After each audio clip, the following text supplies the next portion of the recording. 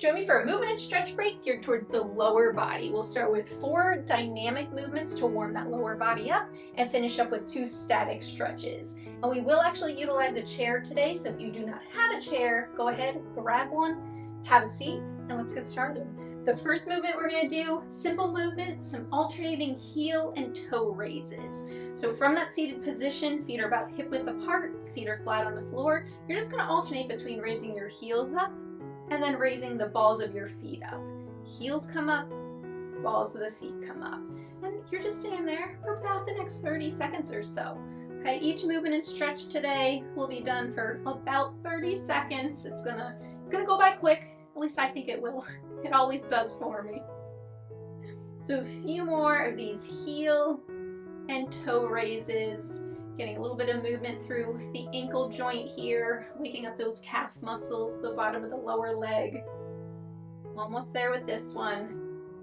Let's do one more calf raise, and then one more toe lift, and bring your feet back flat on the ground. Next on up, we just have some sit stands. So from that seated position, you're standing up, and then you're sitting back down.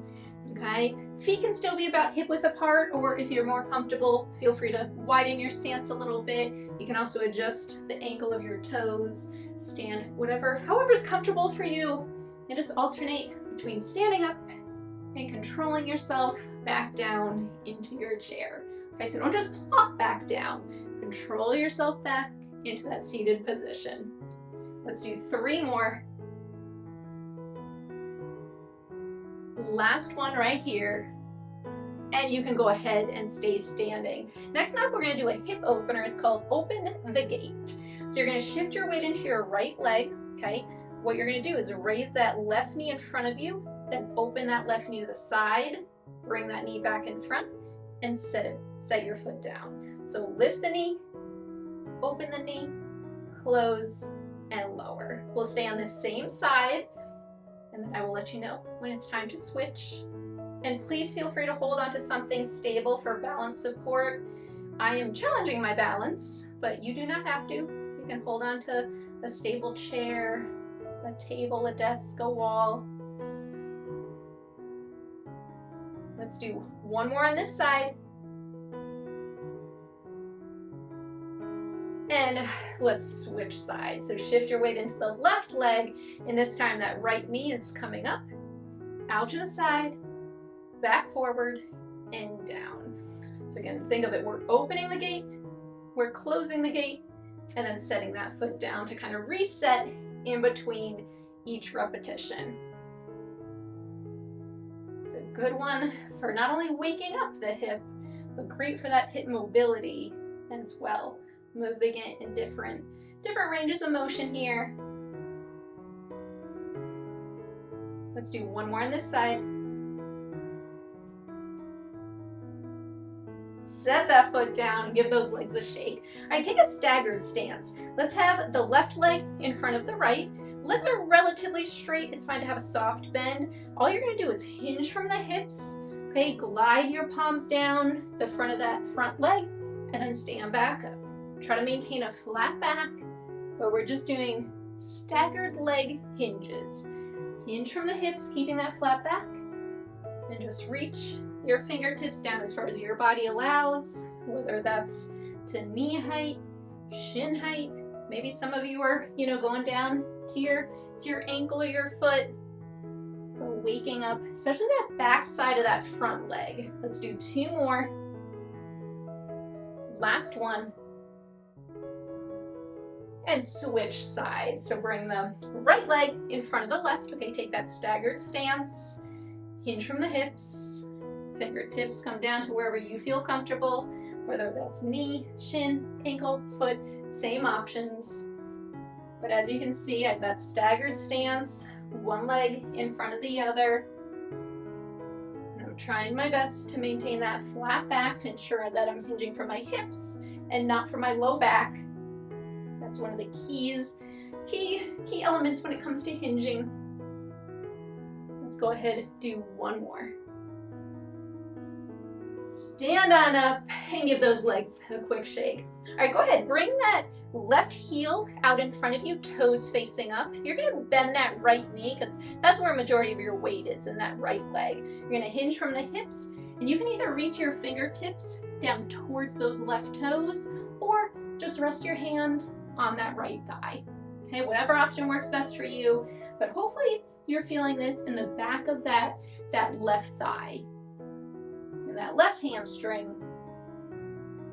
And we're in our static stretching portion. We already did our 4 dynamic movements. It's going by quick. A few more seconds on this side. This is another one where you're hinging from the hips, trying to keep that flat back. Let's go for 3, 2, 1. Stand on up. Same thing, other side. So this time the right heel is on the ground, toes facing up, hinge from the hips. Either reach your fingertips down towards your toes or just rest your hands on that left thigh. Okay, and that left knee is bent. The majority of your weight is in the left leg. You're hinging forward, feeling that stretch this time in your right hamstring, back of the thigh, maybe back of the knee, possibly even down into the calf muscle as well, the lower leg, depending on your body, your tightness levels. Let's go for 3, 2, and 1. Good. Go ahead, stand on up, and let's have a seat. The first exercise was done seated, and this last stretch is going to be done seated as well. So for this one, I like to start with my feet together, and then if you feel comfortable doing so, you're going to cross that left leg over the right, and from here, you're just going to hug that left knee in towards your chest. Okay, if it doesn't feel okay to cross your legs, you can just simply do a regular knee hug here, okay? But if it's okay, cross the legs and then give yourself that little hug of the knee. By crossing the legs, you're just gonna get a little bit more down into the outer hips and the glutes on that left side as well. So, but there's nothing wrong with just doing a regular knee hug as well. I'm doing the cross-legged option. That feels good for me today. Getting that outer hip and glute on that left side.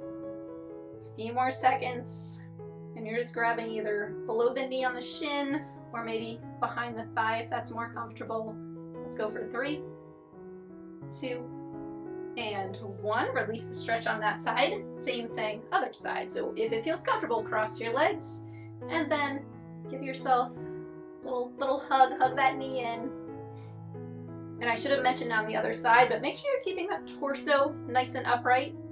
Sometimes it's easy to, hinge forward or hunch forward, thinking, oh, I'm hugging my knee in, but keep your chest upright and just hug that knee in as close to your upper body as you can, okay? There's definitely gonna be space there most likely.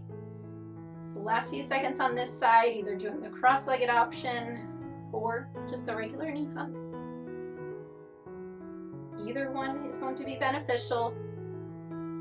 5, 4, 3, 2, and 1. Release that knee hug, and let's officially wrap on up this lower body stretch break with one big inhale and exhale. Inhale those arms up. Exhale those arms down. And there you go. You moved, you stretched, you took a stand for your health.